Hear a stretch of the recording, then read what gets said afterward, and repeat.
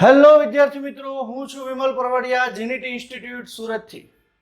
Last લેક્ચરની અંદર મિત્રો આપણે ડિસ્કસ કરેલું હતું ગ્લાયકોલિસિસ, ક્રેબ્સ ચક્ર અને ઈટીએસ. અને સાથે સાથે આપણે જોઈ હતી ઈટીએસની અંદર એટીપીની ગણતરી. ઓકે, જ્યારે આપણે ઈટીએસમાં એટીપીની ગણતરી જોતા હતા ત્યારે આપણે ગ્લાયકોલિસિસની અંદર બનતા NADH2 અને એ જે પાયરુવિક એસિડ હતું એને ક્રેબ્સ ચક્રમાં મોકલતા હતા. ક્રેબ્સ ચક્રની અંદર એક પાયરુવિક એસિડ 4 NADH2 એક FADH2 બનાવતું હતું ને એક આધારક આધારિત એટીપી. આમ ETS જ્યારે આપણે કમ્પ્લીટ કર્યું ત્યારે આપણને ખબર છે કે એક NADH2 3 એટીપી આપતા હતા. તો ટોટલ આપણી પાસે 10 NADH2 હતા. તો 30 એટીપી NADH2 ના, 2 FADH2 હતા. તો એક FADH2 2 એટીપી, તો 4 એટીપી FADH2 ના, 2 ક્રેબ્સ ચક્રના આધારક આધારિત એટીપી અને 2 ગ્લાયકોલિસિસના એટીપી. આમ ટોટલ 38 એટીપી આપણે ગણેલા હતા. પ્લસ આપણે વાત કરતા સુકોષ કેન્દ્રીય કોષની અંદર 2 એટીપી વપરાય જ્યારે પાયરુવિક એસિડ ક્યાં જાય તો કે કણાભ સૂત્રમાં જાય ત્યારે ખર્ચાતા હતા. આપણે ચર્ચા કરી હતી.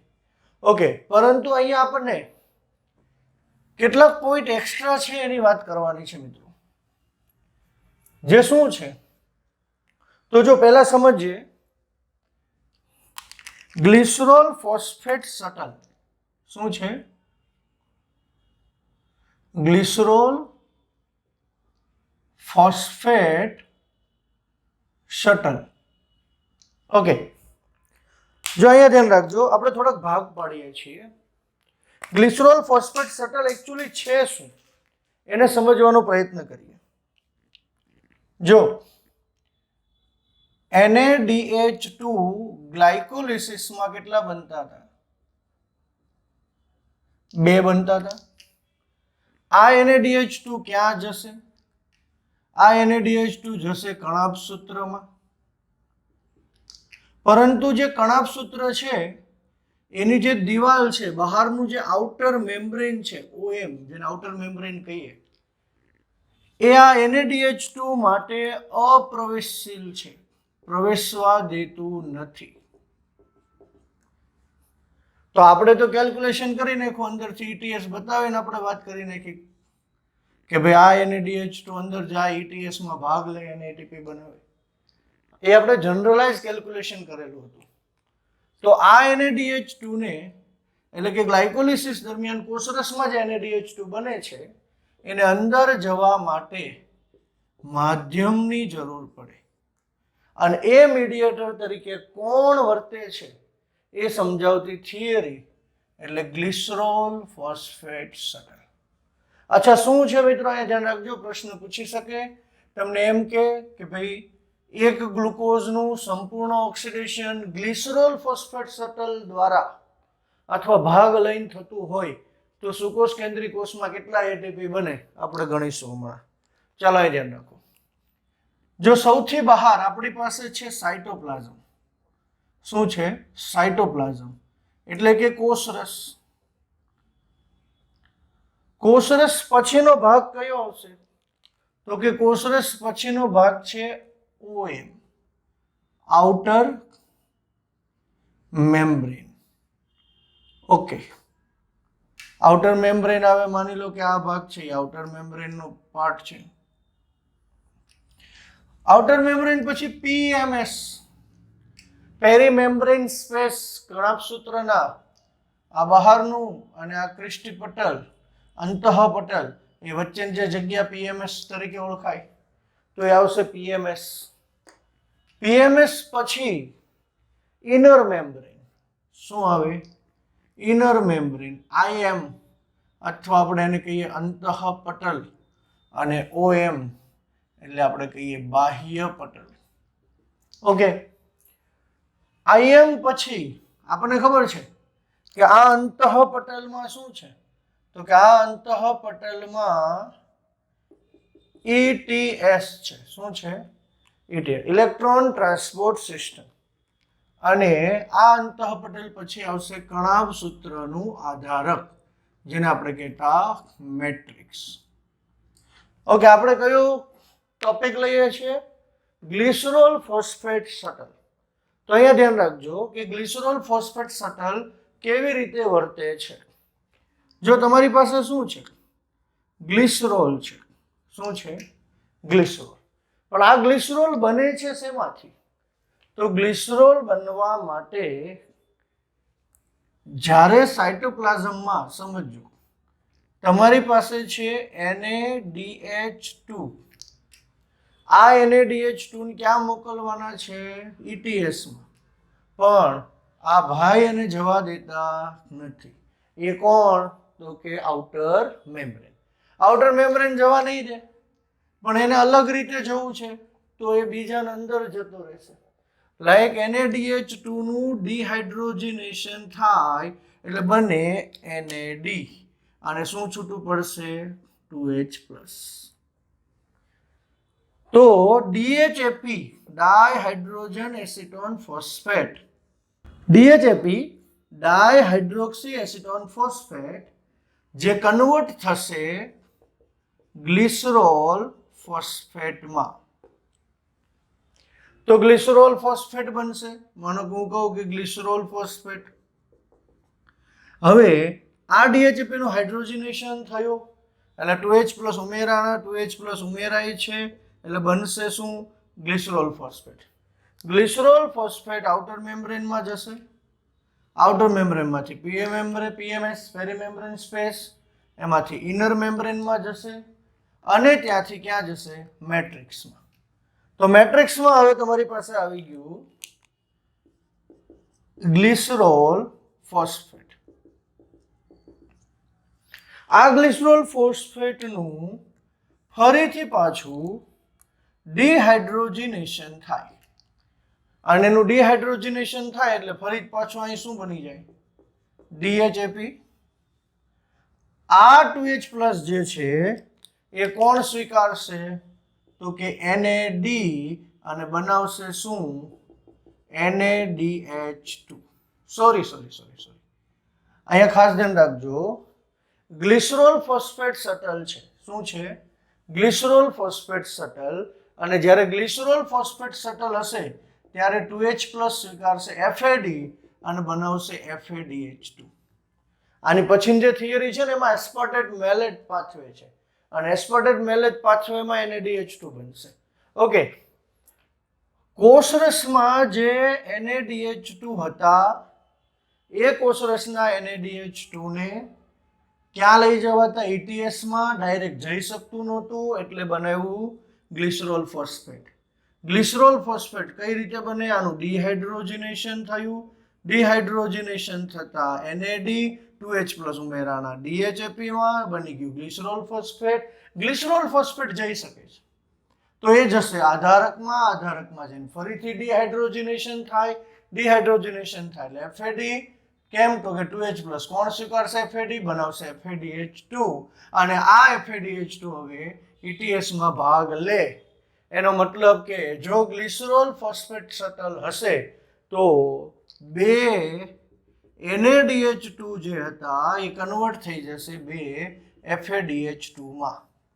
અને હવે તમને પ્રશ્ન પૂછેલો હોય કે એક ગ્લુકોઝનું ગ્લિસરોલ ફોસ્ફેટ શટલની મદદથી જો ઓક્સિડેશન કરવામાં આવે તો કેટલા ATP બને?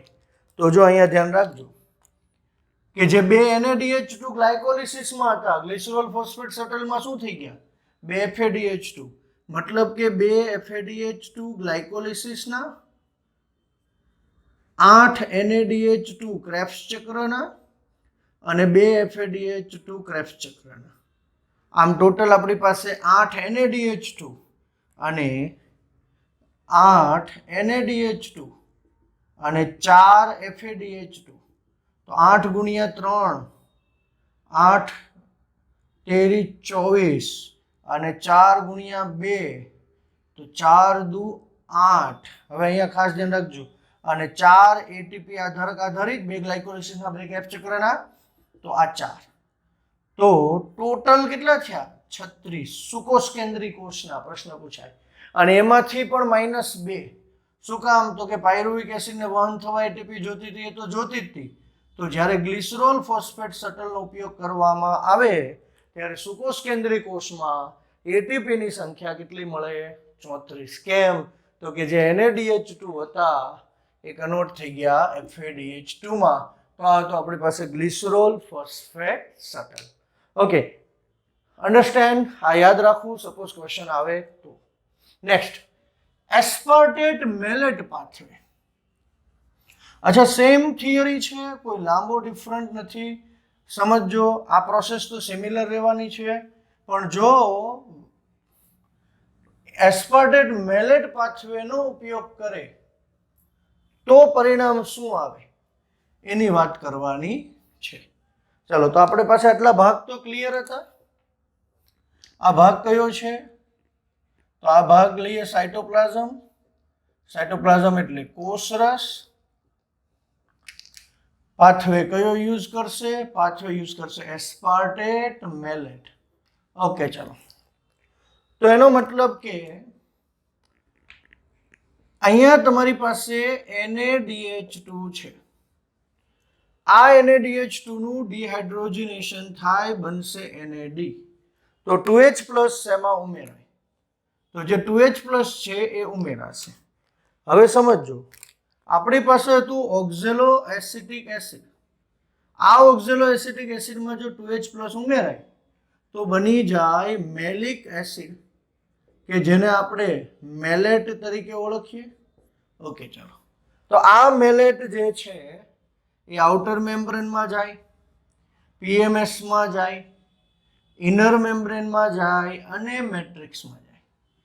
મેટ્રિક્સમાં જે મેલેટ છે એ મેલેટ ફરીથી ઓક્ઝેલો એસિટિક એસિડમાં કન્વર્ટ થાય. ઓકે, ફરીથી ઓક્ઝેલો એસિટિક એસિડમાં કન્વર્ટ થયું, મતલબ એને 2H પ્લસ ગુમાવ્યા. આ ગુમાવેલા 2H પ્લસ કોણ સ્વીકારે છે? NAD, અને બનાવશે NaDH2. ઓકે મિત્રો, અહીંયા ખાસ ધ્યાન રાખજો કે એસ્પાર્ટેટ મેલેટ પાથવે, એસ્પાર્ટેટ મેલેટ પથ, આમાં NAD હોય છે સહઉત્સેચક તરીકે, અને એ બનાવશે NaDH2. અને હવે એ NaDH2 ETS માં ભાગ લે તો પાછું રિટર્ન આવે આ ઓક્ઝેલો એસિડ, તો જ આપણે એને આગળ શટલ કહેતા હતા. તો આ ઓક્ઝેલો એસિટિક એસિડનું શું થાય? ઓક્ઝેલો એસિટિક એસિડનું એસ્પાર્ટિક એસિડમાં રૂપાંતર થાય, અને એ એસ્પાર્ટેટ પાછું ક્યાં આવે? તો કે એ એસ્પાર્ટેટ ફરીથી અહીંયા આવશે, અને આ એસ્પાર્ટેટમાંથી પાછું બને ઓક્ઝેલો એસિટિક એસિડ, એમાંથી બને મેલિક એસિડ. એટલે આપણે એને કહેતા મેલેટ એસ્પાર્ટેટ પાથવે. ક્લિયર? ચલો, અહીંયા ખાસ ધ્યાન રાખવાનું છે કે સેમ જે વસ્તુ આગળના હતું, આગળની થિયરી, એ આગળની થિયરીમાં શું બનતું હતું આપણી પાસે? જો હું આગળની થિયરીને અહીંયા શોર્ટમાં લઉં કે ભાઈ આ થિયરીને જો આપણે એસ્પાર્ટેટ મેલેટ પાથવે કહેતા હોય, જાને આપણે એમ કહીએ કે આ એસ્પાર્ટેટ મેલેટ પથ છે, તો જો મારે ગ્લિસરોલ ફોસ્ફેટ પથ માટે દર્શાવવું છે તો ઇઝી છે. સેમ વસ્તુ હતી, તમારી પાસે NaDH2 હતું, પણ ત્યાં શું હતું? DHAP કન્વર્ટ થતું હતું ગ્લિસરોલ ફોસ્ફેટમાં. ત્યારે પણ આ જ પ્રોસેસ હતી. NaDH2 NAD 2H પ્લસ આમાં ઉમેરાઈ ગયા, અને આ ગ્લિસરોલ ફોસ્ફેટ જતું હતું ક્યાં? તો કે ગ્લિસરોલ ફોસ્ફેટ જતું હતું મેટ્રિક્સમાં. મેટ્રિક્સમાં ગ્લિસરોલ ફોસ્ફેટનું શું થતું હતું? ફરીથી DHAPમાં કન્વર્ટ થતું હતું, મતલબ 2H પ્લસ છૂટા પડ્યા. આ 2H પ્લસ કોણે સ્વીકાર્યા? FAD બનાવ્યું શું? FADH2, અને ભાગ ક્યાં લીધો? ETSમાં. પણ આ જે DHAP હતા ને એ ફરી પાછા અહીંયા આવી જાય. આ ખાસ ધ્યાન રાખવું છે. DHAP ફરી પાછા ત્યાંથી રિટર્ન આવી જાય અને બનાવી નાખે પાછું ગ્લિસરોલ. એટલે કે જો તમને પૂછાય કે ગ્લિસરોલ ફોસ્ફેટ પથ અથવા શટલ, તો 2 FADH2 બનશે. અને જો તમને પૂછાય એસ્પાર્ટેટ મેલેટ પાથવે, તો 2 NaDH2 બનશે. એસ્પાર્ટેટ મેલેટના કેલ્ક્યુલેશનમાં કોઈ ફરક નહીં પડે. કેમ? તો કે NaDH2 હતું એ NaDH2 જ છે, ખાલી મીડિયમ તરીકે કોને મોકલ્યા?